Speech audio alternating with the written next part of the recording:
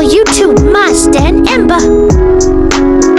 Kisah Nabi Yakub pergi merantau karena konflik dengan saudara kembar.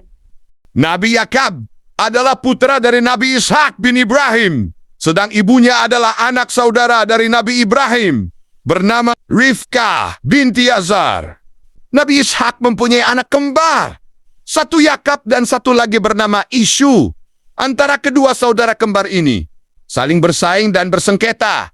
Konflik tersebut membuat kalut keluarga Nabi Ishak. Keduanya tak ada saling asah, aso dan asu.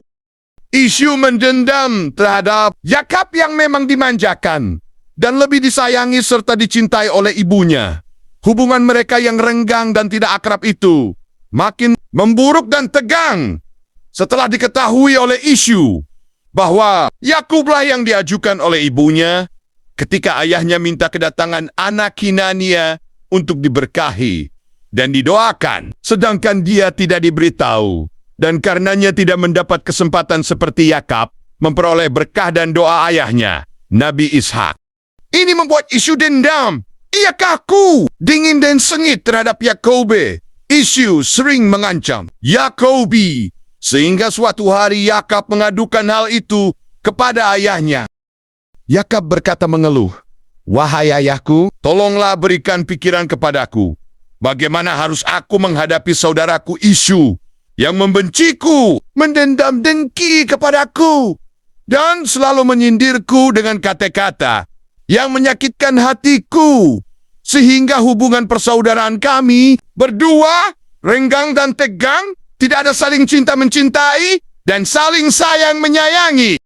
Dia marah karena ayah memberkati dan mendoakan aku agar aku memperolehi keturunan soleh, rezeki yang mudah, dan kehidupan yang makmur, serta kemewahan. Dia menyombongkan diri dengan kedua orang istrinya dari suku Kanaen dan mengancam bahwa anak Kenania dari kedua istri itu akan menjadi saingan berat bagi anak-anakku kelak dalam pencarian dan penghidupan dan mekam-mekam ancaman lain yang menyesakkan hatiku. Ayah berikan aku pikiran bagaimana aku dapat mengatasi masalah ini serta mengatasinya dengan cara kekeluargaan. Berkata Nabi Ishak, yang memang sudah merasa kesal hati melihat hubungan kedua puteranya yang makin hari makin meruncing. "Wahai anakku, karena umurku yang sudah lanjut, aku tidak dapat menengahi kamu berdua.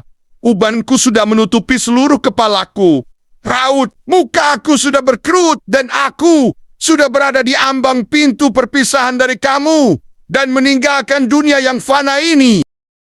Aku khawatir bila aku sudah menutup usia, gangguan saudaramu, Isyu kepadamu akan makin meningkat, dan ia secara terbuka akan memusuhimu, berusaha mencari kecelakaanmu dan kebinasaanmu. Ia dalam usahanya memusuhimu akan mendapat sokongan dan pertolongan dan saudara-saudara iparnya yang berpengaruh dan berwibawa di negeri ini. Maka jalan yang terbaik bagimu, menurut pikiranku, engkau harus pergi, meninggalkan negeri ini, dan berhijrah ke Padan Aram di daerah Irak, di mana bapa saudaramu, yaitu saudara ibumu, Laban bin Batu, engkau dapat dikawinkan kepada salah seorang putrinya. Oleh yang demikian, menjadi kuatlah kedudukan sosialmu, agar disegani dan dihormati orang, karena kedudukan mertuamu yang menonjol di mata masyarakat.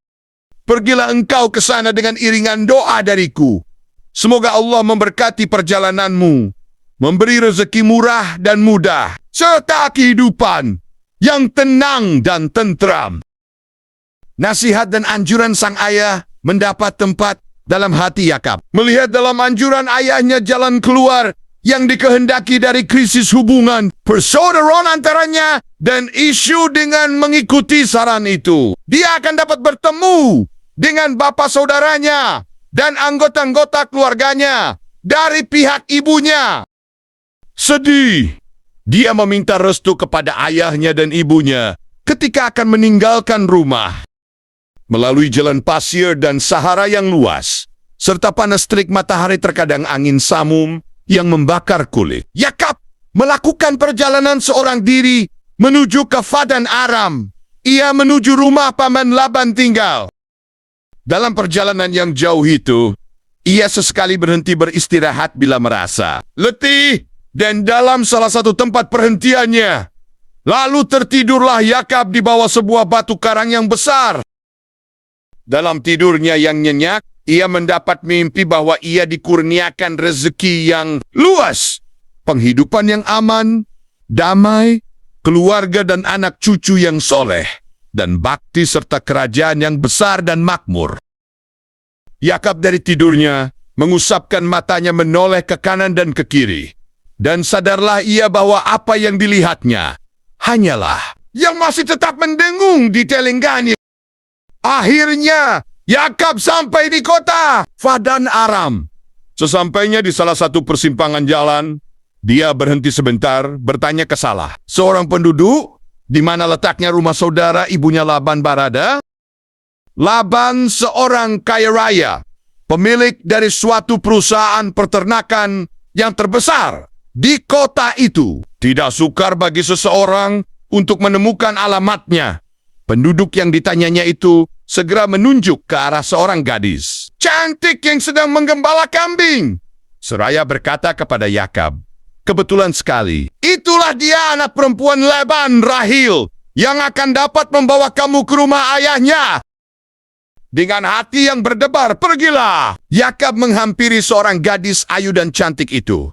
Lalu dengan suara yang terputus-putus, seakan ada sesuatu yang mengikat lidahnya, Yakab mengenalkan diri bahwa ia adalah saudara sepupunya sendiri, Rifkah ibunya, saudara kandung dari ayah si gadis itu, Laban. Diterangkan lagi kepada Rahil, tujuannya datang ke Padan Aram dari Kanaan.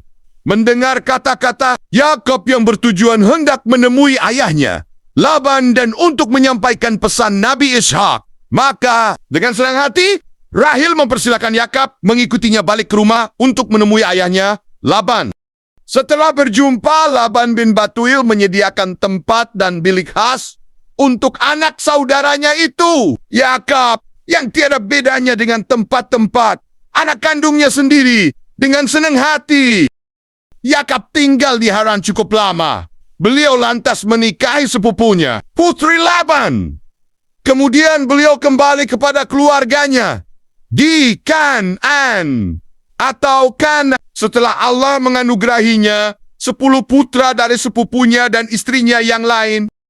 Setelah Yakab kembali ke negeri Kanaan Yabus, Allah menganugerahinya lagi 2 putra, yaitu Yusuf dan Bunyamin. Dengan demikian, jumlah putranya menjadi 12 orang. Di tempat itulah dia menyempurnakan risalah ayahnya, Ishak, dan kakeknya, Ibrahim, untuk menyeru pada ajaran Allah. Itulah kisah Nabi Yakub yang pergi merantau karena berkonflik dengan saudara kembarnya. Terima kasih sudah menonton.